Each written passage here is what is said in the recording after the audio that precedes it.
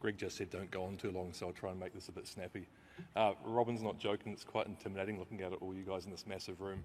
The only thing probably more intimidating is having to talk to you guys about AI. Like, who hasn't heard enough about AI already over the last 2 days? You're right, there's some hands up, yeah, good. But this is really about, what are you seeing? Sorry, I've got to make sure you're seeing the right thing. I'm not going to teach you about AI, that's not what I do, but what I am going to try and do is give you some tips or tricks maybe to help give you the best chance of surviving the Gen AI wave. So I'm not an AI guy, and so what I do when I don't know too much about things, I go to Mum and Dad and say, Mum, Dad, I've got to do a presentation about AI, and they go, ooh, good luck.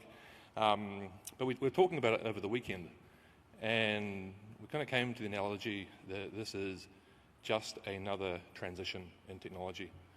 We were talking about when the internet first came home. This in the mid-90s after school one day, and we're remembering that Dad brought home the CD from Extra, who were the ISP at the time. We loaded it into the computer, and all of a sudden we had the internet, and it was great, but we didn't know what to do with it. There was no search engines, there was no social media, it was literally the internet, and you had to figure out what to do with it. I actually remember the first website I went to. This is work safe, I promise. And I was a teenager, I thought I was cool, so I went to Nike.com and spent 5 minutes looking on that website. It probably took 4 minutes to load, but that was about the extent of what the internet was back then. You now look at it, 20 years later, and you go, wow. I think for us, generative AI is probably going to be similar, maybe just a little bit faster. So I think there's some things that we can learn from that. So I've got 6 topics, 6 themes, 6 suggestions, I guess, that can help us in the area. The first one is to experiment, and experiment again. One of the things we do at InterSystems is we generate ideas from within. So every year we poll the company and say who's got a great idea that we can leverage. So this year we started with 194 ideas. We then build small teams of 5 or 6 that help to solution some of those. They then get presented back to a smaller subgroup, and we take 3 finalists through to our executive. And it's a Shark Tank meets American Idol type situation where we find a winner. This year the winner was to help on our service desk when customers log an issue. The Gen AI goes through all of our documentation, all of our previous tickets, and actually provides suggestions back to the customer and our service desk reps about what may be the issue. So we found that by experimenting. Not all experiments are good. I've got a mate who's got a startup that does, I said, what do you do, mate? He said, you can go to my site, put in how you're feeling, and it will create a 15-second song for you. So I did that, and it does what it says, but it's not that useful. So experiment both for the good things and the bad things. It's a great way to learn. The second one, it's quite small, the writing over there, is really about trying to find things that are valuable for both the organisation and the users. Traditionally, organisations look at software like whether it's a CRM system or a timesheet system, which is really focused around helping the business. In the AI wave, we're going to need to find ways that really help the user. And I think the one that gets talked about a lot is how we can do ambient listening to turn some of those things into notes so that we can then save the pajama time for the clinician at the end of the day. So really trying to find ways that the user experience can really be improved. Oh, there we go. The third one is to really rethink the deployment model and the governance framework. I heard Lara Hopley talk on Monday night about how we need to move as a sector to more continuous delivery. Continuous delivery in healthcare, that's an interesting one. I think probably the gold standard is if you're releasing software every 6 to 8 weeks, you're in a good spot. A lot of systems are years and years and years between drinks. Gen AI, we don't really have that luxury. Things are moving so fast that we actually have to rethink how we're doing things. One of the more insightful speeches I've heard this year on the power of AI was at the 2ANZ conference up in Auckland, Minister Judith Collins spoke there, and she basically told the room, just get on with it. And that was, she did it in her way. That was refreshing for me, because she's obviously very busy, but she also looks after the GCSB, cybersecurity. And if she should know what the threats are, and she's saying get on and do it, I think we should take something from that.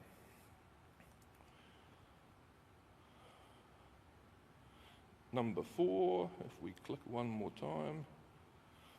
Number 4 is really around ethical behaviour. You could probably have a whole conference on the ethics of AI and what that means for healthcare. What we have done at InterSystems is we've published our ethics on our website. You can see them up there on the board, and we think it's really important to be open and transparent about that. There's a couple of key ones on there. The top one really is around augmenting human potential, not replacing it, which is key. And then the bottom one, and that's kind of why we publish them, is so that we can be held accountable. When especially with the healthcare data that we deal with these days, if you're not doing things the right way, we want to be held accountable so people can go, no, that's not the right way to do things. This is the most important one to me, and this is to focus on your data. And it's a challenge at the moment because everyone is so constrained. So the chances of getting the sector to do large projects at the moment is good luck. But there are opportunities to do things to get ready for when the tap does get turned back on. We've recently done a large project in Auckland where we've migrated over 20 million data elements into a new system. That system, the old system, was 25, 26 years old. These days with standards, we've got a really good way to make sure that we don't create bad data, but there's still a massive tail that's been created over the years. So now is a really great opportunity to make sure that data is cleaned up and ready so that when these projects do become available, we're ready to go. So there's a nice slide here. Again, I'm not going to teach you about AI, but there's a nice slide that says if you put bad data into a good model, you will get bad results. You don't have to be a rocket scientist to figure that one out. And likewise, they say if you put good data in, you'll get good results. What I do want to do, though, is challenge you guys and give you a little bit of food for thought. Sometimes finding a needle in a haystack can be quite difficult. I've heard a colleague talk about this from an AI perspective and say, actually, sometimes more hay makes it easier to find the needle when it comes to healthcare. So have a think about that, challenge me, come back and tell me at the booth and go, no, you're an idiot, that makes no sense at all. But the more data we can have, the more clean data we can have, the chance of finding that issue, that thing that's really important to that patient, is actually going to become easier, not harder. And then the last one, click, go, is to really focus on partnership. I talked at the start about my personal journey of transition, but we've also gone through this as a company. We go back further to the left than client server. We've been around 45, 46 years, and the things that you learn through each of those transitions are actually applicable to Gen AI as well. So you've got to focus on having the software that's already ready so that you're good to go. And I'll put that back to our AI principles here that we shared earlier.